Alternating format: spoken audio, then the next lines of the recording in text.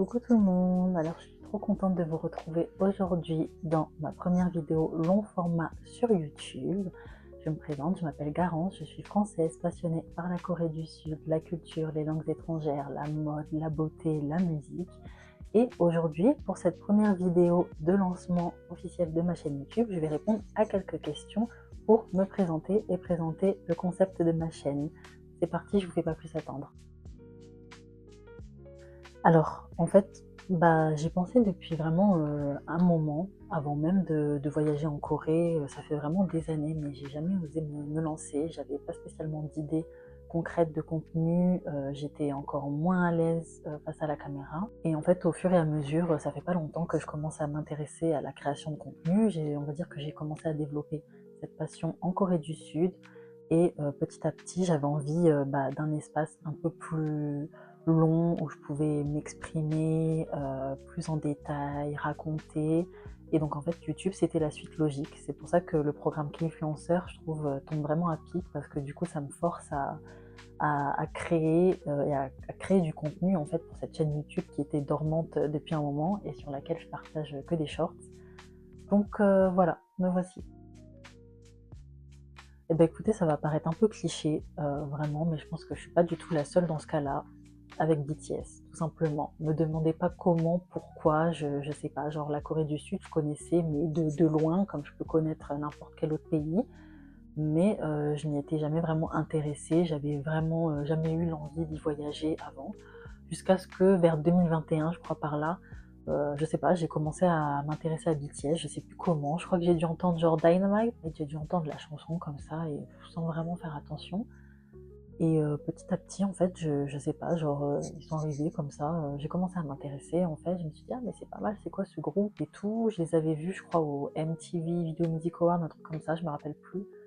J'avais dit: «Ouais, ils sont beaucoup, c'est quoi ce groupe? Ils sont 7». Et puis j'ai écouté comme ça la playlist 100% BTS sur Deezer et j'ai accroché sur pas mal de sons. Donc au fur et à mesure, j'écoutais, puis je me renseignais, je me disais: «C'est qui les membres? Ah OK, d'accord, c'est comme ça». Et au fur et à mesure que je me renseignais, vous voyez, comme c'est un groupe coréen, petit à petit sur TikTok ou Instagram, je voyais de plus en plus de contenu sur la Corée du Sud, sur Séoul, sur la culture ou la vie là-bas. Et en fait, petit à petit, je commençais à m'y intéresser, à développer un intérêt, jusqu'à ce que je parte en voyage toute seule en novembre 2022, comme ça, sur un coup de tête pour découvrir. Et j'ai vraiment accroché. Et j'ai découvert un autre monde, une autre façon de vivre. J'étais partie à Séoul, une ville de fous qui brillait tellement en fait, j'ai tellement aimé que j'avais envie d'y retourner absolument. Ce que j'ai envie de partager sur ma chaîne, c'est comme si en fait faire en sorte que ce soit un journal intime, vraiment géant et public on va dire, où je peux partager vraiment de tout, donc beaucoup d'aspects sur la Corée forcément, c'est pour ça aussi que j'ai créé la chaîne et c'est le but du Kingfluencer programme. Mais partager des vlogs, j'aimerais bien faire aussi des vidéos mode et beauté, et d'autres choses où on peut parler de développement personnel, pourquoi pas, j'ai vraiment tellement d'idées. Mais en gros, j'ai envie que ce soit une chaîne YouTube où on se sente comme entre copines, où on peut discuter sans complexe, sans tabou, et vraiment partager de tout. Si ça peut aider d'autres gens à se sentir bien, ou à remonter le moral de certaines personnes, ou faire en sorte que certaines personnes trouvent les informations dont elles ont besoin sur ma chaîne. Ça relie un peu la question d'avant, mais c'est vraiment, j'ai envie que tout le monde se sente un peu comme dans une safe place ici, entre copines, on discute, il n'y a pas de tabou, il n'y a pas de problème. Et j'ai envie de prouver qu'en fait, si moi, à mon grand âge maintenant, je suis capable de faire le programme Kingfluencer, de créer du contenu et surtout de lancer ma chaîne, alors qu'avant je n'osais pas, c'était inimaginable pour moi, et tout le monde peut le faire. Si vraiment vous avez un rêve, croyez en vous, arrêtez d'écouter les gens qui sont là pour vous dénigrer, vous rabaisser, vous faire perdre espoir. Si vous avez un plan, un projet, peu importe que ce soit YouTube ou autre, foncez. Si vous croyez en vous, vraiment foncez. Même si on dit que vous êtes ridicule, que vous êtes gênant, il n'y a pas de souci, mais c'est vraiment le message que j'ai envie de communiquer. Vraiment, on peut tout faire, on peut toujours rebondir, et il y aura toujours des gens pour nous apporter le soutien et avec qui on pourra se sentir à l'aise. Alors le programme, il dure quelques mois, il me semble. Bon, je vais pas vous mentir, au tout début, quand j'ai participé au programme, il fallait vraiment que je mette des objectifs concrets, donc forcément, faire grandir ma chaîne YouTube, et mon Instagram et mon TikTok aussi par la même occasion. Donc là, ma chaîne YouTube qui se limite à 3 abonnés, je sais même pas qui c'est. Ce serait bien de la faire grandir un peu, mais en fait, avec le temps, je réfléchis un peu, je me dis: «Bon, c'est bien aussi d'avoir plus d'abonnés, de followers et tout, mais faut vraiment que ce soit aussi un objectif personnel qui me tienne à cœur». Et là, vraiment, ce que je peux répondre, c'est, voilà, lancer la chaîne à partir de cette vidéo, commencer à sortir les vidéos que je planifie, depuis longtemps. Franchement, j'ai des vidéos qui attendent dans mon téléphone, que j'ai même pas encore montées, depuis 1 an. Donc voilà, dans un premier temps, avant de penser followers, subscribers, déjà être consistante, poster le contenu, ça va pas être parfait, je suis pas parfaite. Le montage, j'apprends petit à petit de jour en jour, mais c'est comme ça qu'on s'améliore. Donc j'aimerais bien enfin sauter le pas et être consistante, poster du contenu régulièrement et voilà, promouvoir la chaîne et en espérant que ça grandisse et que je me crée une petite communauté bienveillante avec qui je pourrais partager des choses. Oui, j'ai visité la Corée 2 fois. La première fois en voyage solo en 2022, fin novembre, début décembre 2022, pendant 10 jours. Ensuite, j'y suis retournée une deuxième fois, pareil, fin novembre 2023. Cette fois-ci, je suis restée plus longtemps. J'y ai vécu pendant 1 an. J'ai fait ce qu'on appelle un PVT, donc un permis vacances-travail. J'habitais à Séoul. Pendant cette période, j'ai visité Busan 2 fois et je suis allée à Jeju, Incheon, Suwon. Et là, j'y retourne bientôt. Je vais voir mes copines sur place, je vais profiter un peu, je vais aller à Séoul et si je peux aller aussi dans d'autres villes de Corée ou voyager un peu aux alentours, pourquoi pas. En fait, je dirais toute l'année où j'ai vécu là-bas en PVT, c'était tellement intense, il s'est passé tellement de choses, c'était une expérience de fou. J'ai tellement d'expériences mémorables en fait en lien avec la culture coréenne parce que dès que tu mets un pied là-bas, tu es en immersion complète. C'est tellement différent de la France et j'ai tellement de moments inoubliables. Busan, Jeju, c'était incroyable avec mon amie Cynthia. Mais j'en ai tellement, vraiment. Je pourrais pas en sortir juste un parce que c'est une expérience incroyable. C'est vrai qu'il y a beaucoup d'influenceurs coré et des Français comme moi. Donc moi j'ai vraiment envie en fait de faire un lien avec ma propre personnalité, mon pays d'origine et mes passions, mon style de vie à la française et de créer un lien, en fait un contraste avec tout ce que j'ai vécu en vivant en Corée, en côtoyant des Coréens, plusieurs aspects de la culture coréenne et vraiment en fait introduire tout ça à mon contenu parce qu'en fait maintenant c'est indéniable, j'ai vraiment un lien avec la Corée donc ça fait partie de ma vie. Et voilà, je veux pas si je peux vous apprendre des choses sur la Corée, le style de vie à la coréenne, c'est cool. Et c'est surtout en fait vous montrer la Corée à travers mes yeux. Peut-être que par la suite, il y aura pas uniquement que du contenu sur la Corée, parce que forcément, je sais pas de quoi il fait demain, la vie évolue, j'aurai peut-être d'autres choses à vous partager. En tout cas, voilà, ça fait vraiment partie de ma vie maintenant la Corée, donc forcément, je vais partager beaucoup de contenu sur ça. Les challenges auxquels j'ai dû faire face, franchement, je peux pas en citer des énormes parce que voilà, je suis pas une grande créatrice de contenu. Moi, je commence tout juste. Mais je pense que le plus gros challenge, en tout cas pour moi, c'est le regard des autres, la peur de l'échec, c'est le fait que je sois perfectionniste, mais c'est même plus une qualité à ce rythme-là, c'est vraiment un défaut parce qu'en fait, je cherche tellement la perfection qu'en fait, je vais rien faire. Donc, ça va me faire procrastiner. Et là, franchement, la chaîne YouTube, c'est l'exemple parfait. C'est que cette chaîne-là, je l'ai créée il y a un moment. J'avais posté un short qui est resté peut-être pendant au moins 1 an, voire 2. Et après, petit à petit, j'ai commencé à remettre un peu mes reels d'Instagram en short sur YouTube. Mais là c'est la première grosse vidéo que je fais. Je vous dis, j'ai des vidéos vlogs qui attendent depuis 1 an. Donc tout ça à cause de la procrastination, la peur qu'on se moque de moi, qu'on me dise «Ah Garance elle a 31 ans, elle fait des vidéos YouTube, elle raconte sa vie sur YouTube, ah c'est gênant».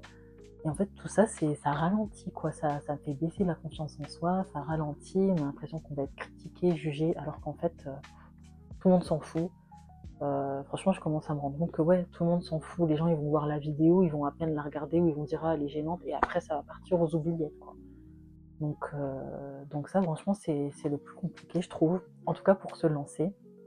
Et comment y remédier? Bah, juste faire son truc, ne pas calculer les gens, être sûr de soi, de son projet, essayer et voilà, rester dans sa petite bulle et voilà, continuer d'avancer, continuer d'apprendre, de progresser et c'est comme ça qu'on atteint la presque perfection.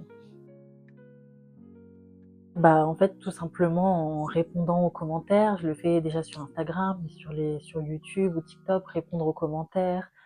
Voilà, peut-être par la suite essayer de créer des vidéos où je vais impliquer cette audience, ces abonnés, comme des Q&A ou des vidéos où on les implique, je sais pas, vous créez ma tenue, vous dirigez ma journée, qu'est-ce que je fais aujourd'hui, voilà, et faire en sorte que le contenu reste naturel, que tout le monde puisse, on va dire, s'identifier en fait. Voilà, je vous ai dit, ma chaîne, faut que ce soit une safe place. C'est la soirée pyjama entre copines. On y va, on se donne des conseils, on s'inspire, on se réconforte, on se motive, on discute. Il n'y a pas de tabou ici, donc voilà. Et franchement, j'ai commencé la création de contenu, on va dire. Bon, je postais déjà depuis un moment sur Instagram et tout, une fois tous les 36 du mois. Mais donc ouais, j'ai commencé en Corée avec des petits reels quand j'allais voir des expositions, quand j'allais dans des cafés un peu esthétiques et tout. Je faisais des vidéos sur ça que je partageais. Et après, j'ai commencé à faire aussi des mini-vlogs d'une journée où je montrais un peu ma vie en Corée. Il ne se passait rien d'exceptionnel, mais écoutez, ça a l'air d'avoir plu. J'ai commencé aussi il n'y a pas très longtemps à faire des vidéos K-beauty avec des produits de cosmétiques coréennes que je teste parce que j'adore ça vraiment. J'ai toujours été passionnée par la cosmétique, hein, toujours. Ça fait des années que je suis passionnée par la cosmétique. Mais quand je suis arrivée en Corée, enfin quand j'ai commencé à m'intéresser à la Corée, j'ai vraiment commencé à m'intéresser aussi à fond à la K-beauty. Je fais aussi parfois des reels où je montre des outfits, donc j'aimerais bien en faire aussi. Peut-être pourquoi pas des outfits un peu à la coréenne K-fashion, ça j'ai jamais fait. Euh, et voilà.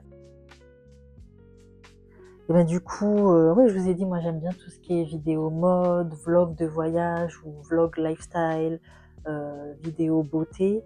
Et là, du coup, ce que j'aimerais bien faire à l'avenir, j'aimerais bien faire des vidéos en collaboration avec des marques, que ce soit fashion ou K-beauty, continuer par là. Je commence un petit peu, mais voilà, j'aimerais en faire plus. Des vlogs, donc j'ai des vlogs qui datent d'il y a un an, où j'ai visité, ma famille est venue me rendre visite à Séoul, donc j'ai filmé pendant les 10 jours. Donc voilà, là j'ai un gros weekly vlog à filmer qui attend pour vous montrer un peu voilà, ce qu'on peut faire à Séoul en 10 jours de voyage. J'avais pas filmé quand j'étais allée toute seule en 2022 parce que j'étais pas encore dans la création de contenu. Mais donc voilà, j'ai ça. J'avais filmé aussi quand j'étais allée faire un cours de danse dans un studio hyper connu à Séoul, One Million, avec deux copines. J'avais filmé aussi ça, donc pareil, ça attend d'être monté. J'ai ma sœur qui est venue me rendre visite à Séoul pendant 2 semaines. Donc j'ai filmé aussi, je crois, pendant les 2 semaines, il me semble. J'ai aussi filmé Busan, que j'ai fait avec ma sœur. J'ai fait Busan avec mes parents et ma sœur. J'ai fait quoi encore comme vlog qui attend d'être monté? Jeju aussi avec ma pote Cynthia. Et je crois que c'est tout. Je crois que j'avais fait une vidéo aussi quand je partais de la Corée, où j'étais en train de pleurer et tout. Mais voilà, franchement, je vais les monter. Je pense que cette vidéo, là, ce challenge de K-influenceur, au début, je me suis dit un peu, mais quoi, comment je vais faire? Comment ça, une longue vidéo YouTube? Enfin, c'est pas possible, j'ai jamais fait ça, même pour le montage, je sais pas comment faire. Au final, ça tombe à pic parce que je me dis, voilà, c'est l'occasion en fait. Vous savez que depuis mars là, 2025, je m'étais dit, vas-y, 1er mars, je sors le vlog déjà de quand mes parents sont venus. Ça passe vite, franchement, le temps passe vite. Et j'attendais.